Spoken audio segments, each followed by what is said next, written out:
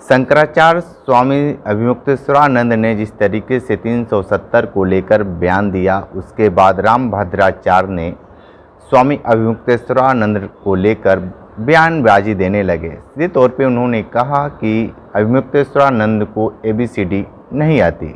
अब जिसको लेकर हम बात करेंगे स्वामी अभिमुक्तेश्वरानंद जी से, जो शंकराचार्य हैं, और उनसे हम बात करेंगे कि जिस तरीके से रामभद्राचार्य ने जो बातें कही, आइए हम उनकी पूरी बातें सुनाते हैं।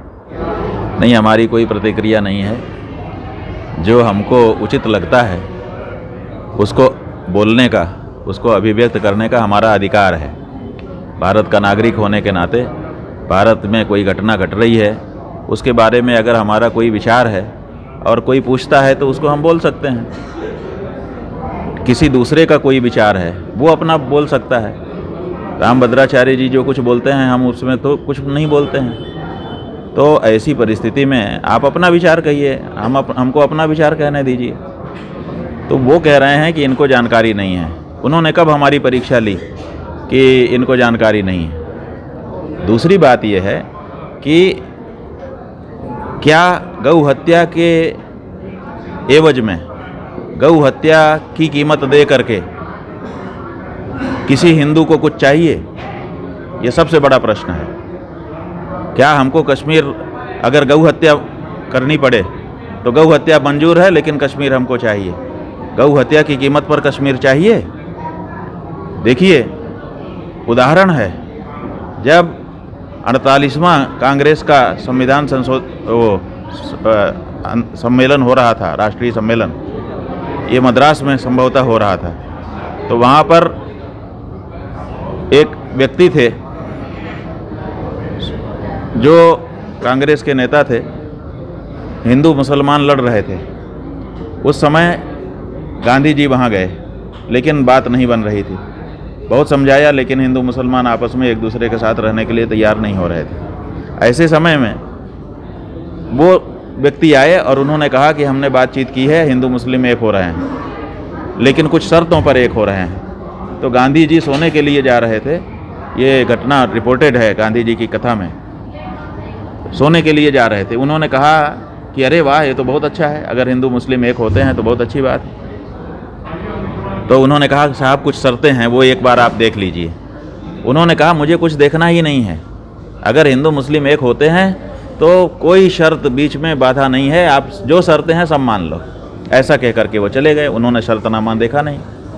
और दूसरे दिन सवेरे जब वो प्रार्थना सभा में आए तो लिखा हुआ है कि उन्होंने कहा कि वो जो रात को शर्तनामे की बात हुई है वो कैंसिल। तो लोगों ने कहा कि अरे रात को तो आपने हाँ कह दिया था, अब आप उसको क्यों मना कर रहे हैं? उन्होंने कहा कि उसमें हमको बाद में बताया कि उसमें गौ हत्या की छूट देने के लिए शर्त रखी गई है। और फिर गांधी जी क्या कहते हैं कि गौ हत्या की छूट दे करके हमको स्वराज भी नहीं चाहिए। गौ हत्या स्वराज से भी बड़ी, गौ रक्षा स्वराज से भी बड़ी चीज़ है। तो जिस देश में स्वराज को भी, स्वराज मूवमेंट चलाने वाले लोगों ने कहा कि गौ हत्या के लिए स्वराज भी छोड़ा जा सकता है, उस देश में हम ये कह रहे हैं, और वो भी एक धर्माचार्य होकर के, कि हमें गौ हत्या भी मंजूर है, पूरे कश्मीर को छूट दे दी जाए, वो गौ हत्या करे, क्योंकि हमको धारा 370 हटा देनी है। तो ये कहाँ की बात है? ये कौन सी समझ है? और इसीलिए, और फिर वो बीच बीच में बोलते ही रहते हैं।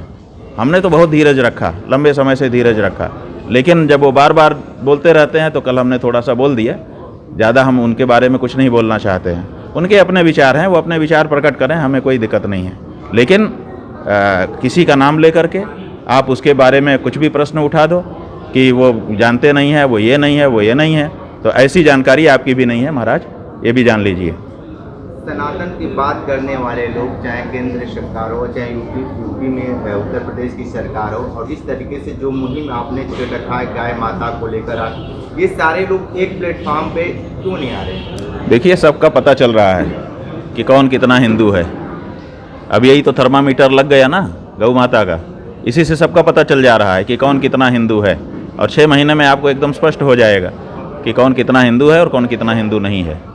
और जो सच्चे हिंदू होंगे वो आगे आ जाएंगे और वही फिर से हिंदू धर्म का परिवर्तन करेंगे।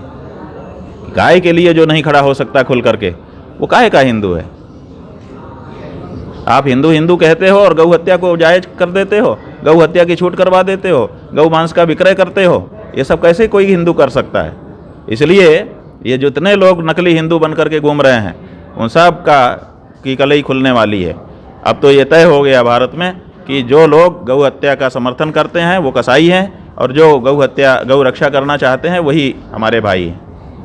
आप सुने शंकराचार्य अभिमुक्तेश्वरानंद को, जो बहुत सारी बातें बताए हैं। सीधे रामभद्राचार्य को ये दर्शा रहे हैं कि वो काफ़ी दिनों से उनको लेकर बयानबाजी दे रहे थे, लेकिन उनकी मजबूरी हो गई कि आज उनको बयान देना पड़ा। खबर दिखला रहे थे तो हमारे साथ बने रहिए कांडी बनारसी के साथ। हमें दीजिए इजाज़त। नमस्कार।